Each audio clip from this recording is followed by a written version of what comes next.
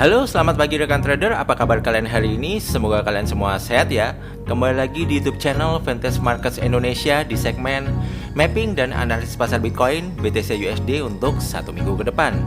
Hari ini adalah hari Senin tanggal 13 Januari tahun 2025. Untuk informasi teman-teman, Vantage Markets adalah salah satu broker forex dan gold terbaik yang sudah berpengalaman selama belasan tahun di bisnis ini dan juga sudah mengantongi regulasi top tier dari FCA di Inggris dan ASIC di Australia. Jadi teman-teman bisa merasa aman dan nyaman untuk trading di broker ini ya. Kemudian buat teman-teman yang mungkin mau mencoba trading di broker ini baik di akun demo maupun di akun real, bisa mendaftar lewat link yang ada di kolom deskripsi dari video ini. Untuk informasi selanjutnya, kita juga sudah membuat segmen baru di YouTube ini, yaitu konten sharing strategi trading yang tujuannya adalah agar teman-teman bisa menjadi trader yang konsisten profit. Di segmen ini nanti kita bisa sama-sama belajar bareng ya. Jadi agar teman-teman tidak ketinggalan update informasi terbaru, jangan lupa untuk subscribe dulu channel ini dan nyalakan lonceng notifikasinya. Nah, sekarang mari kita langsung lihat chart di broker Vantage Markets. Sebelum kita masuk ke sesi analisa dan mapping, saya mau review dulu mengenai mapping yang sudah kita buat di video di hari Senin minggu yang lalu. Nah, teman-teman bisa lihat ya di chart ya, waktu saya buat mapping di chart ini ya, itu di tanggal 6 Januari ya. Saya bilang Bitcoin masih punya potensi untuk bergerak naik ya. Jadi kalau teman-teman mau buy Bitcoin, tunggu harga turun ke area demand yang hijau ini atau demand yang bawahnya lagi.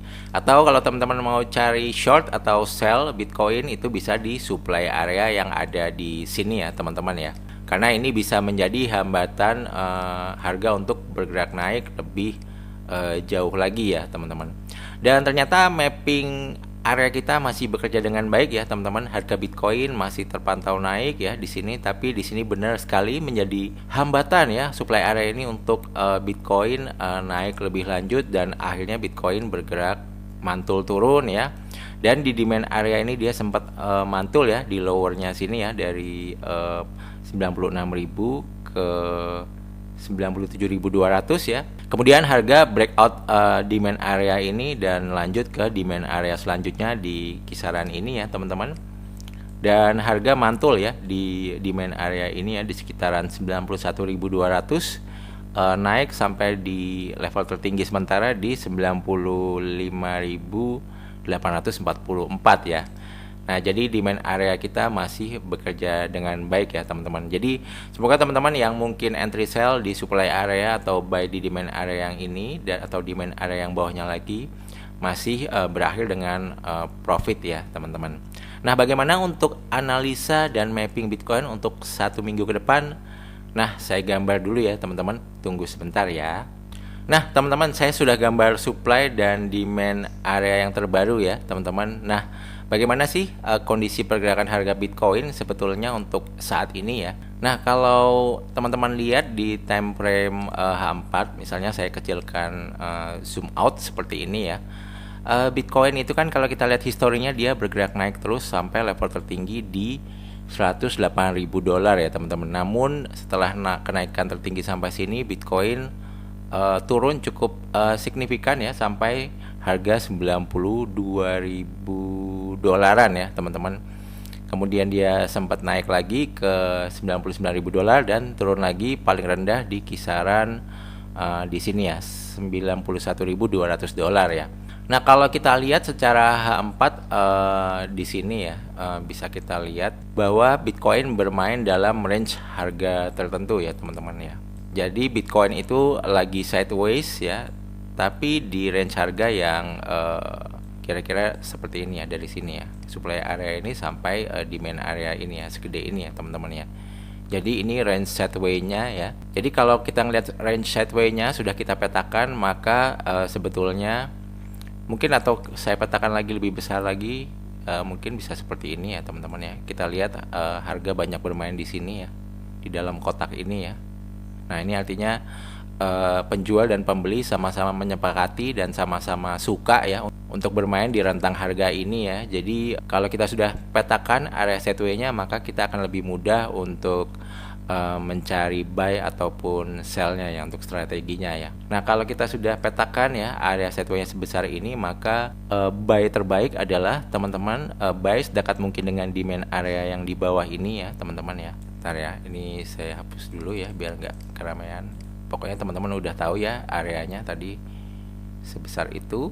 Jadi buy terbaik adalah buy sedekat mungkin di demand area kisaran ini ya, 92.800 sampai 90.700 ya. Kemudian kalau sell terbaik adalah di dekat supply area ini di sekitar 103.100 ya. Ini paling ujungnya ya teman-teman ya. Jadi buy di dekat, buy di low dan sell di high ya. Cuman kan kalau mau nge-sell ke atas kan mungkin kejauhan ya.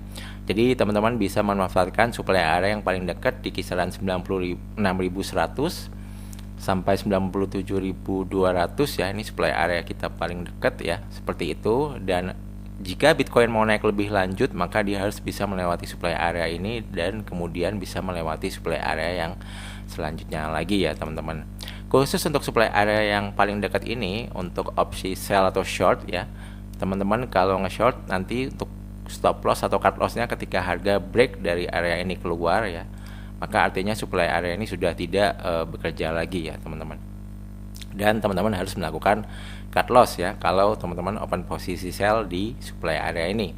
Begitu juga untuk demand area yang ini, teman-teman misalnya buy di demand area ini, maka untuk stop loss-nya kalau harga break di bawah demand area ini ya, break di bawah 90.700 dolar ya teman-teman ya.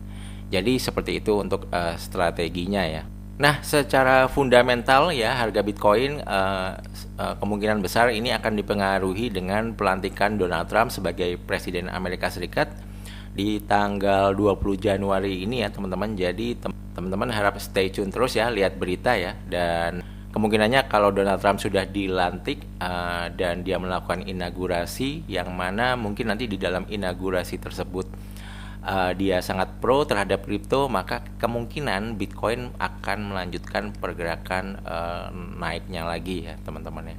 Karena kita tahu kemarin Bitcoin ketika dia naik ya dari level sini ke level atas ya, ini karena hasil pemilu dimenangkan oleh Donald Trump sehingga membuat FOMO ya di kripto. Dan mari kita tunggu langkah Donald Trump selanjutnya setelah pelantikan tanggal 20 ya. Dan menurut saya kemungkinannya Bitcoin masih berpotensi untuk naik lebih lanjut ya teman-teman. Untuk target selanjutnya di Bitcoin ya, target 1 Bitcoin ini ada di sekitaran 112.000 dolaran ya teman-teman. Dan target 2 Bitcoin ada di sekitaran 125.000 dolaran ya. Ini sudah saya bahas di video-video sebelumnya ya. Ya kalau misalnya teman-teman ada yang baru nonton ya, inilah target kenaikan Bitcoin di tahun 2025 ini. Jadi mari kita lihat sama-sama. Dan mari kita gunakan kesempatan ini dengan baik untuk mencari cuan di market ya teman-teman ya. Tentunya jangan lupa selalu gunakan uang dingin ya untuk trading di market. Jadi ya itu salah satu untuk manage resiko kita ya teman-teman. Jadi mungkin segitu dulu ya teman-teman untuk mapping dan analisa beserta strateginya di pasar Bitcoin BTC USD. Semoga strategi yang sudah saya jelaskan tadi cukup jelas, dan jika ada yang kurang jelas teman-teman bisa langsung tanyakan aja di kolom komentar dari video ini ya.